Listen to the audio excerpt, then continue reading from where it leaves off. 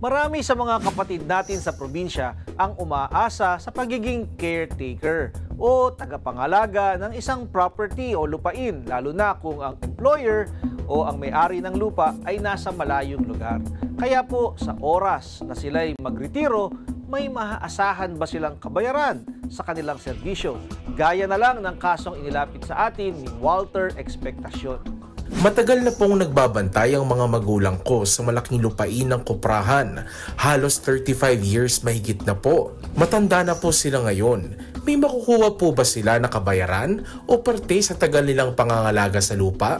May nararamdaman na po kasi sila, hindi na nila halos makayanan lahat sa sobrang laki ng Kuprahan. Baka po kasi bigla silang palayasin, wala silang mapuntahang sariling bahay. Ang kanyang karapatan sa lupa na kanyang binabantayan sa matagal na panahon ay depende kung siya ay agricultural tenant o yung tinatawag na kasama o kung ano man ang kanilang naging kasunduan.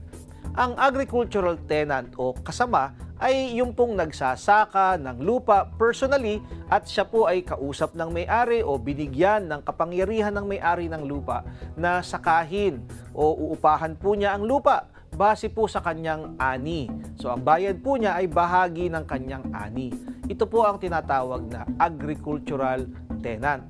Pero kapag po ang taong nagbabantay ay pinatira lamang sa lupa at hindi naman po siya nagsasaka, ay hindi po siya maituturing na agricultural tenant.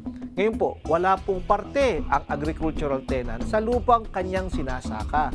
Maliban na lang po kung ang kanyang lupang sinasaka bilang tenant ay naging bigay sa kanya ng gobyerno bilang isang land reform beneficiary.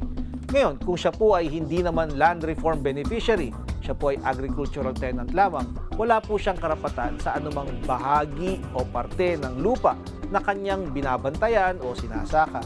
Pero pag binenta po ang lupa ng may-ari, wala din po siyang karapatan na magkaroon ng share sa pinagbentahan. Ang karapatan lang po ng agricultural tenant sa lupang kanyang sinasaka ay yung pong tinatawag na security of tenure, kung saan po hindi po siya maaaring mapaalis sa lupang sinasaka niya kung wala pong sapat at legal na dahilan. Kung kayo po ay may nais ikonsulta sa inyong lingkod, i-follow lang ang Facebook page ng Good Morning Kapatid. Mangyaring i-private message po ninyo sa akin ang inyong mga katanungan. Maraming salamat.